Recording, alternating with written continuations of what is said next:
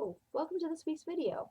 For this week, I'm going to be doing my book haul for the month of December.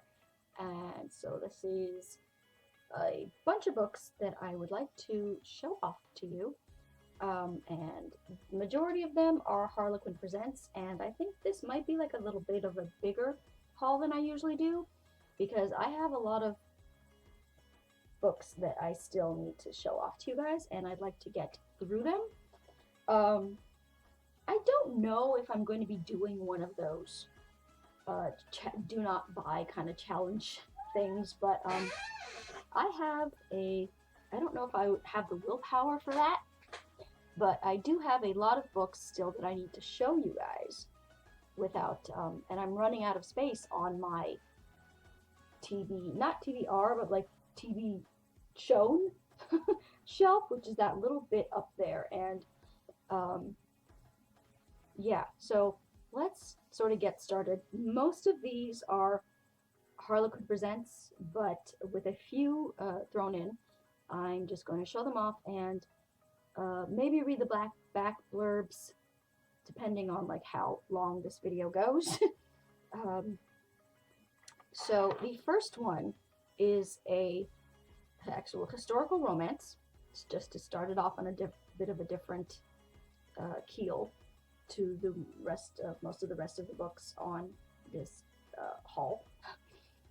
First one is Kathleen E. Woodiwise's, the famous Kathleen E. Woodiwise's The Elusive Flame. And I think I have her The Flame and the Flower up there, which was a lot of people's gateway romance novel. But is this a sequel to The Flame and the Flower? Because that would make sense, because it's called The Elusive Flame.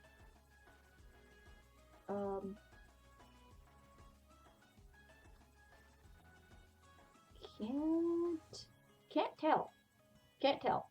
But left destitute and in dire need of following the death of her doting patron and protectress. What is that name? Cyrinus. Cerynnis. Why? Why for why? Cyrinus Kendall must now turn to a childhood companion for assistance. Once the object of her youthful infatuation, Beauregard Birmingham is now a dashing sea captain, and he has agreed to provide the brilliant young artist with passage to a new life across the waters, even offering her his name in marriage, albeit temporarily to protect her from scandal. But perilous secrets, determined enemies, and tempests of the sea and soul threaten their future and safe passage, even as bonds of camaraderie are miraculously reforged as bonds of desire, and affection becomes passion and love. So, no insert cover, which I'm sad about. But that's Kathleen E. Woodiwise's The Elusive Flame. Or should I put these right now? Oh, we'll do that. And we'll clean that mess later. The next one is another historical romance, and it's Nicole Jordan's To Bed a Beauty, who Nicole Jordan does some of the hottest historical romances, in my humble opinion.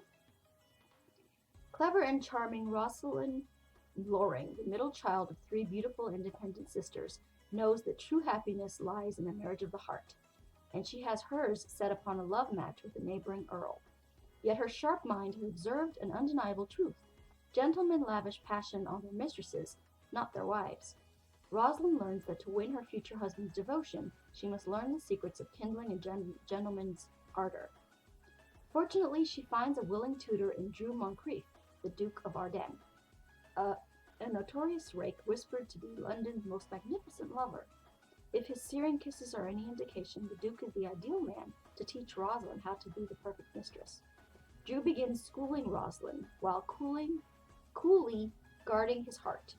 But as best laid plans are thwarted by unexpected events, including a night of unforgettable passion, Rosalind and her wiggily arousing tutor discover how easily lessons in pleasure can become lessons in love. So definitely looking forward to that one. Let me take a drink.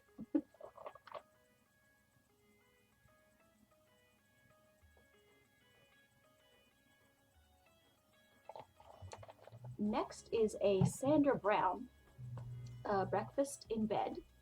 And I've always liked Sandra Brown's romances. I'm not too big on the romantic suspense, which she has tended to, which a lot of like her later works are, and which like I guess she's more famous for. But I like her earlier kind of standalone romances more. Sandra Brown's Breakfast in Bed. Hurt one too many times in the past, Sloane Fairchild isn't interested in love.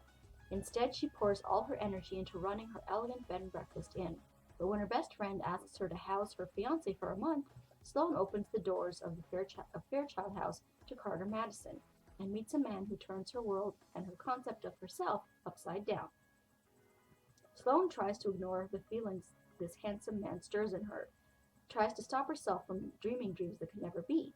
Yet when Carter reveals his own desire, Sloane will find herself facing a heart-wrenching decision to love for the moment, to walk away forever, or to fight to have it all.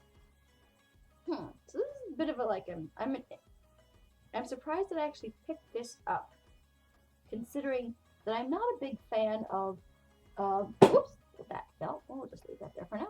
I'm not a big fan of the best friends kind of like this. Looks like is she gonna cheat? Is she going to cheat?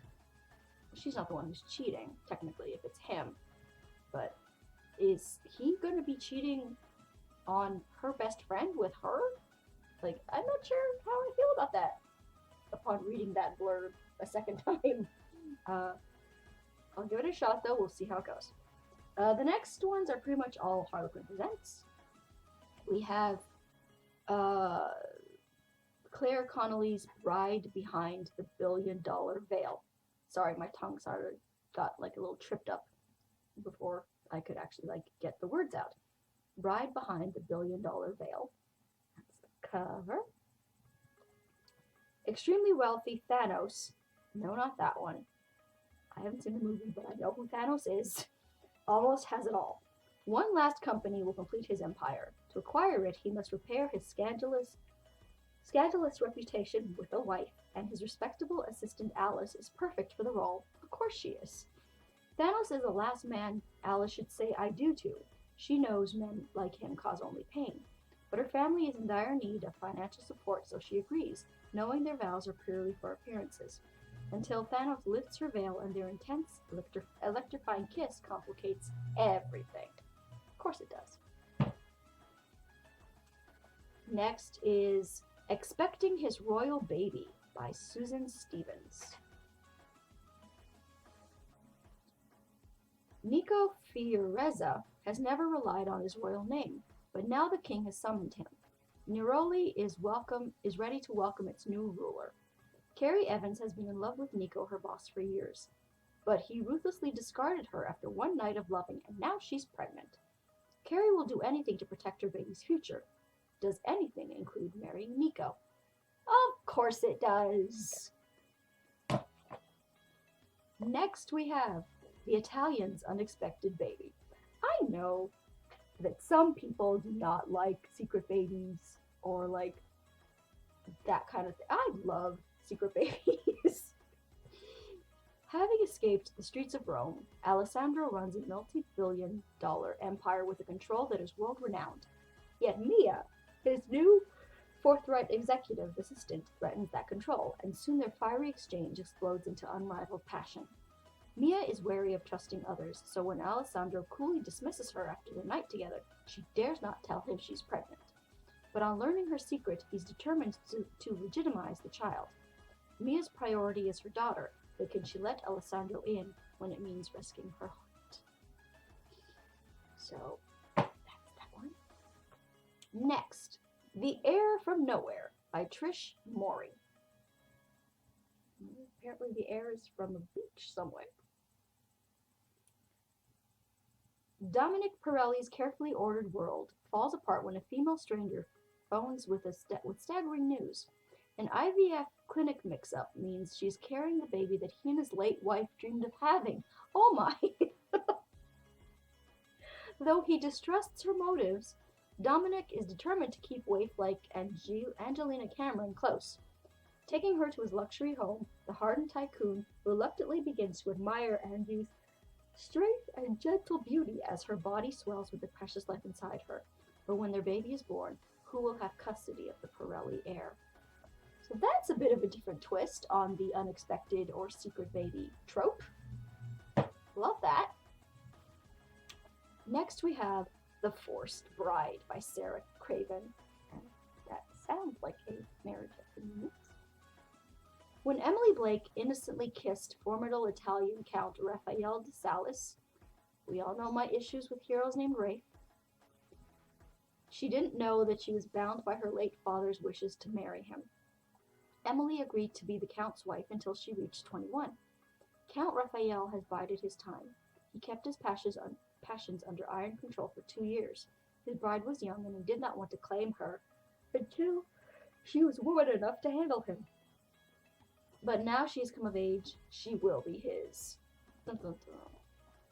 Yeah, so I'm not a big fan of heroes named Rafe, but I keep willing to give it a try because it's not that hero's fault that he's named after an absolutely douche dart of a character from a soap opera. Soap opera words. And the next one is The Greek's Convenient Wife by Melanie Milburn. Madison's at Demetrius Papasaki's mercy. Excuse me. That would have been a whole other book. Mercy, because of her brother's reckless behavior. But the last thing she expects is Demetrius's marriage demand, one she has to agree to. It takes every ounce of strength she has to get through their wedding. Madison hates her new husband as much as he hates her. So when Demetrius makes it clear he has every intention of claiming all his temporary wife has to offer, why does Madison find him so hard to resist? Next we have Caretti's Forced Bride by Jenny Lucas. Again, we are forced into marriage and it's inappropriate and I love it. Dark, devilish Paolo Caretti can buy anything he wants. He isn't ashamed of where he comes from, but Isabel's family wanted breeding, not billions. Rejected, he now wants vengeance. Princess Isabel loved Paolo, and it broke her heart to let him go. Now she needs his help. It will come at a price, but she has no choice.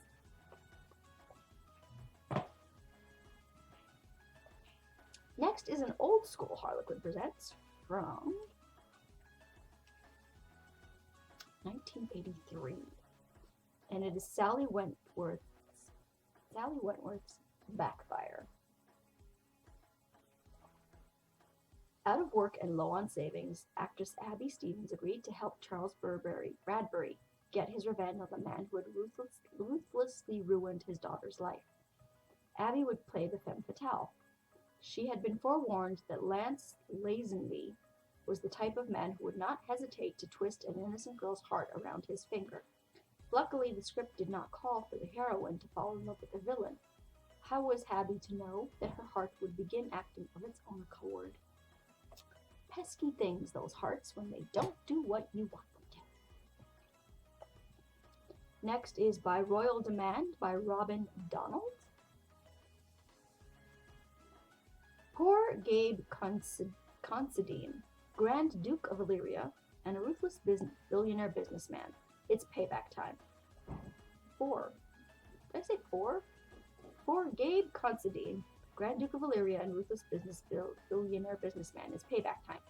He believes his ex-fiancée Sarah Milton stole a priceless family heirloom and betrayed him with another man. Spoiler alert, I bet you she didn't. Now Gabe wants his pride and his property returned. He'll lure Sarah to his remote castle and keep her there until she gives him everything he wants, even if he has to seduce her into submission. I bet you anything that there's some kind of a misunderstanding going on there. Next we have The Greek Tycoon's Convenient Bride by Kate Hewitt. Rhiannon from the Fleetwood Mac song. Words? Yeah. Can we do this? Okay.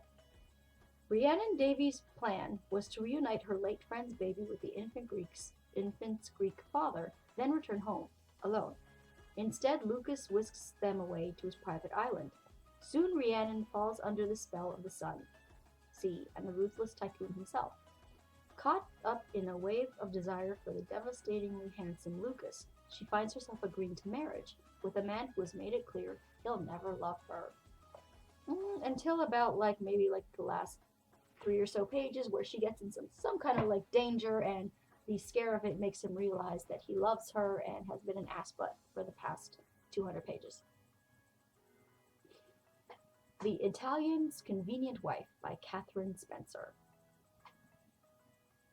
Very pretty dress. When Paolo Raniero's niece and nephew are orphaned, he arranges to marry Caroline Layton, the twins' American aunt, to protect them. But first he must show Callie that he's changed since their affair 9 years ago.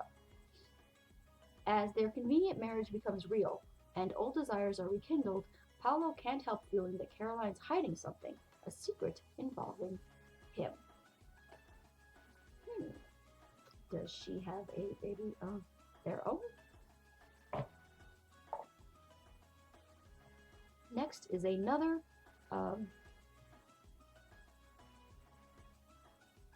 This one's an old school Catherine Spencer. Catherine Spencer, who I also have on there, who I just read before, The Italian's Convenient Wife. She has an earlier Harlequin Presents, Dominic's Child, and that is an old school one with an, oh my god, hideous wedding dress. I don't know if you can see that. It's pink and just god awful. Oh, sweet lord. What year was this? Sweet baby Jesus. What year are you from? 1996? Really? 1996. There's no excuse for this hideousness. Dear God. Wow. There is no excuse for this hideousness. That is a hideous dress. Good God. Okay. Sophie and Dominic shared one night of love. The result was Ryan. Sophie was determined to bring the baby up by herself. After all, Dominic had made it perfectly clear that he regarded Sophie as the person responsible for ruining his life. But if that was the case, why did he pursue her and propose marriage to her? On the point of acceptance, Sophie was devastated by the arrival of Dominic's fiancé. Who would Dominic choose now? Oh my. So, will you marry me? Oh, hold up. Before you do that, maybe I should tell you that I'm engaged to somebody else. Okie dokie then. A Tycoon to be Reckoned With by Julia James, who has gone on to write lovely standalones. Let's see about this one. Oh, sweet lord, these names. Bastian, but with 7 A's in it. Caravalis loves the thrill of the hunt. His prey this time is tantalizing Sarah Fairham. Pity this seduction won't be purely for pleasure. She's a threat to his family that needs to be removed. Sarah dreams of becoming an opera singer, but must scrape out a living as a nightclub performer, overcoming her inhibitions by hiding behind her vivacious stage persona Sabine. It also becomes her only defense against Bastian's sensual onslaught. But Bastian is a tycoon to be reckoned with, and once his true intentions are revealed, will Sarah's facade be enough to safeguard her fragile heart? My guess is no. Next is another Catherine Spencer. I've got a lot of you on here, girl. I hope I enjoy your work. The Greek Millionaire's Secret Child. Again, secret babies, I am here for, yes indeed. Nurse Emily Tyler has come to Greece with good intentions, but Nicholas Leonidas sees only a gold digger with eyes fixed on his family's fortune. It's his plan to expose the fragile beauty. A weekend of champagne and seduction on his opulent yacht ought to do the trick. By the time Emily has proved her integrity, it's too late. She's fallen for the daredevil Greek. but his risk-taking lifestyle makes cautious Emily wary, especially now that she's pregnant with the Leonidas' heir. Leonidas' heir. Indeed. Helen Biancan's Alessandro's Pride, and I've heard a lot of good things about Helen Biancan. I can't remember if I've read her before, but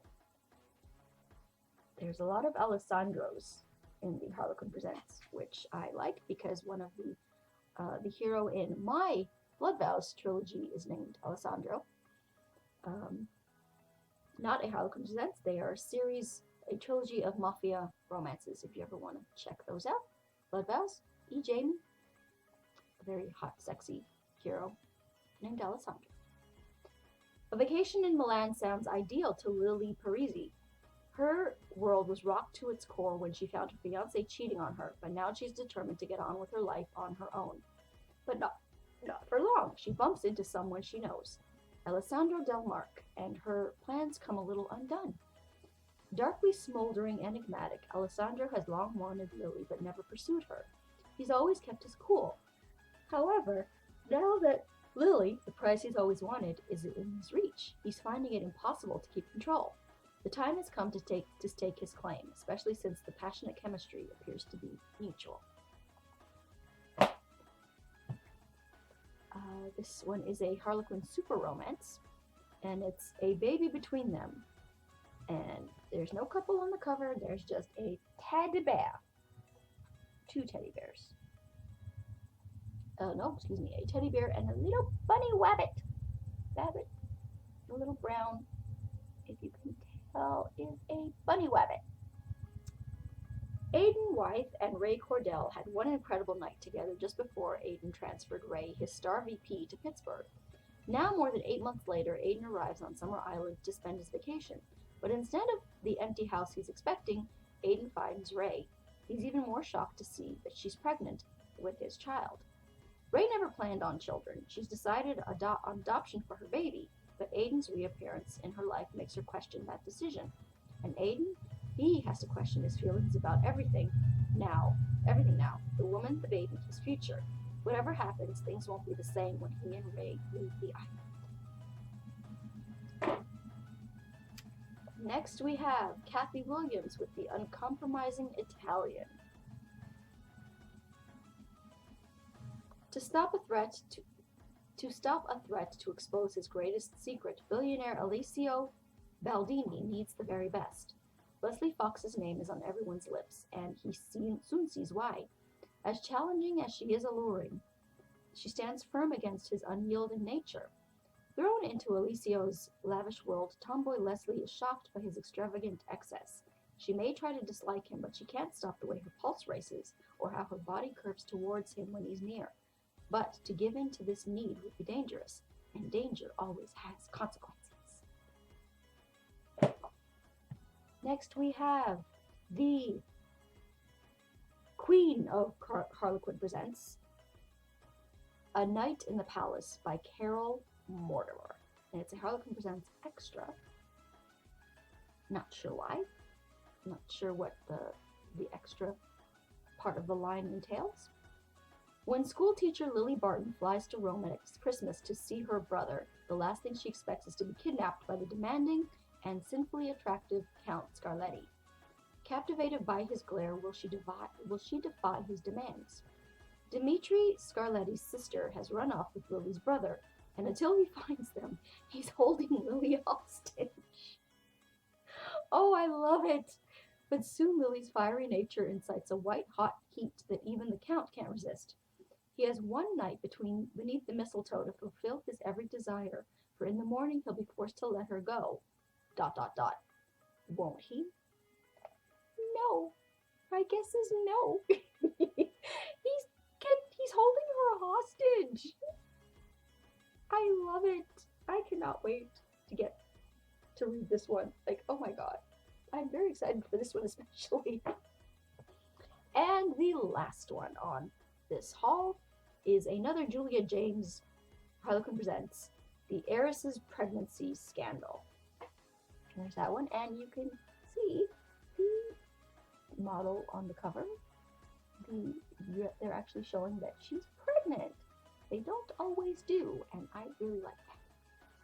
While on a business trip, dutiful heiress Francesca Ristori is stunned to be swept away with her desire for Italian tycoon Nick Falcone. Nick is unlike any man she's ever met before, and his searing touch thrills and excites her beyond words. But Francesca believes it can only be temporary. She must return to her aristocrat life until she learns she's pregnant with the billionaire's baby. So we have another secret baby, or maybe not secret baby, but unexpected baby. And you know that I love those. So those are the books that I'm showing you guys for the month of December.